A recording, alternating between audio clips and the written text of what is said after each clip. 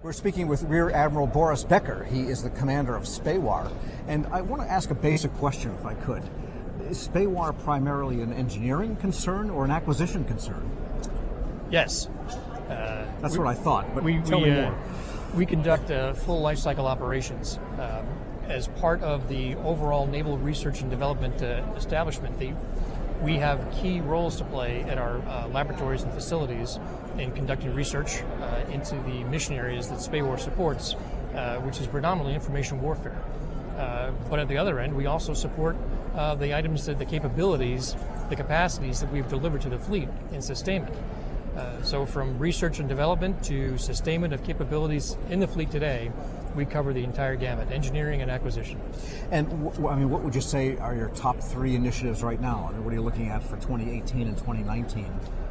Presumably that there's a decent budget here for DoD. I think one of the critical aspects of delivering on our commitment is to deliver an information warfare platform. And by that I refer to the network that we deliver to our afloat and expeditionary locations. Today we have networks at sea that are operating and that we sustain and maintain, but they've grown up over time in the way that, any other network has sort of grown up as somewhat of a business network or administrative. What's changed, though, is that these are warfighting capabilities, providing capability and capacity for our systems, mission systems, whether that's logistics, personnel, command and control, ISR. We need to treat that network as if itself was a warfighting platform. And that's one of our major initiatives. Then how we acquire those capabilities that ride on that network, we have to change how we execute that as well. And there's a pilot underway today called Compile to Combat in 24 hours, which we're going to demonstrate the ability to write code, create a capability, check it, integrate it, and send it to sea over the air. So it's much more than compiling, it's actually coding and then compiling. Correct, and then and delivering.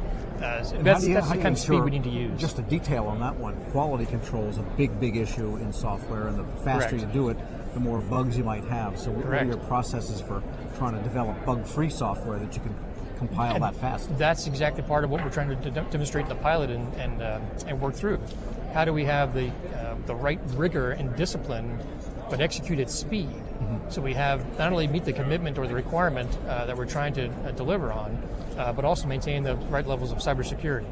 Now, the Navy a couple of years ago, I guess over the past several years, has completed a retrofitting of the networks on its ships, and that was a multi-phase effort. Correct. Are those networks in place now sufficient in terms of bandwidth and capability to do what you're envisioning coming up? We continue to modernize.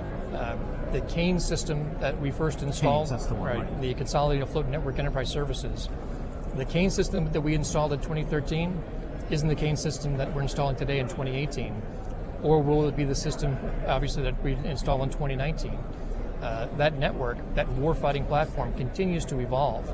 And so when we look at things like maintaining readiness, one of the ways that we can maintain readiness in the information warfare domain is by modernization, by delivering something that is new and evolved.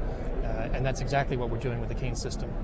We're speaking with Rear Admiral Boris Becker. He is commander of SPAWAR, and NGEN is coming up for the Navy, and that's everybody seems to pin all their hopes and desires for the future on NGEN. What are you hoping from it, and how will it enhance what SPAWAR is doing? Well, one slight correction: the next generation network contract is in place today.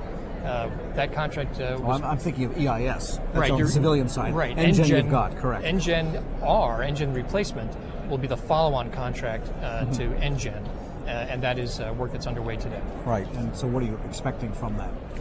I'm expecting that our industry partners will come to us with the ability to meet the requirements that we have, to move at speed and to look for ways that we can reduce costs while still delivering world-class enterprise services. And how much in all of this has cybersecurity come into the SPAWAR kind of orbit? Because everything is cyber, the way you describe it, and so cybersecurity is really the foundational requirement, I would think. You're spot on. It is a pervasive aspect of what we do, whether it's control systems, disconnected systems that don't necessarily touch the public internet, or our enterprise networks. Everything that runs software has to have we have to approach it with the discipline and rigor to make sure that we are delivering a cyber secure capability, because everything runs with code. We have to know what's going on, and we have to think about that terrain in the same way that we would think about any other domain and look for our ability to maintain superiority and supremacy. And does that bake into the rapid development capability that you're experimenting with now, so that it almost sounds like a DevOps operation? Correct. With security, DevSecOps, I guess is the word now. That's a very informed and insightful question, and you're exactly right. We've got a pilot underway right now with a DevOps environment in the cloud, run from our research and development enterprise, to prove out that we can follow industry practices and have development and operations in a network, in a cloud, that's not the production side of things. Mm-hmm. And so we can rapidly evolve, rapidly develop and test and make sure it's good before we bring it into production and then deploy it from production. And what about cyber with respect to satellite communications? Because they're, the SPAY and SPAWAR is space. Correct. And so that's a big element of the communications that you do, and that's becoming a more challenged domain from what I understand. Just as with our networks on terrestrial networks, so too have we to look at the cybersecurity of our satellite-based systems, and that's the security of our command and control signals to satellites, as well as in the case of our communications satellites, the security of the payload, and making sure that we're delivering a defendable, available, and secure communications capability. So a short answer to your question is yes, we consider cybersecurity in everything we do. And do you see cloud computing ever having an operational role for the Navy? I do. I think that we're moving into cloud capabilities in our ashore establishments because it just makes all sorts of sense.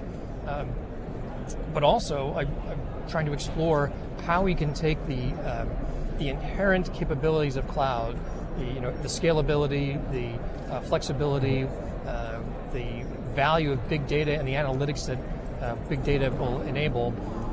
How can we deploy that to afloat in expeditionary environments so that we can take advantage of those capabilities and move at the speed and information with which we need to move, and with which industry does today in the commercial world? How do we adapt those things for missions from ISR to finance?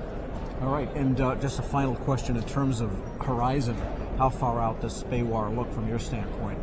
10 years, 20 years, 6 months? I just published recently my strategic vision that goes out for 10 years. And you might ask yourself, how do you take a business area that's based on commercial IT in large measure and say I've got a 10-year vision? And my answer is, how do you not? We've got to be thinking that far ahead. And while we may not know exactly what the technology will be, we've got to build the structure and attract and retain the people, the talent that will deliver those capabilities through the next 5 years and through the next 10 years. And that's frankly one of the most exciting things about this job.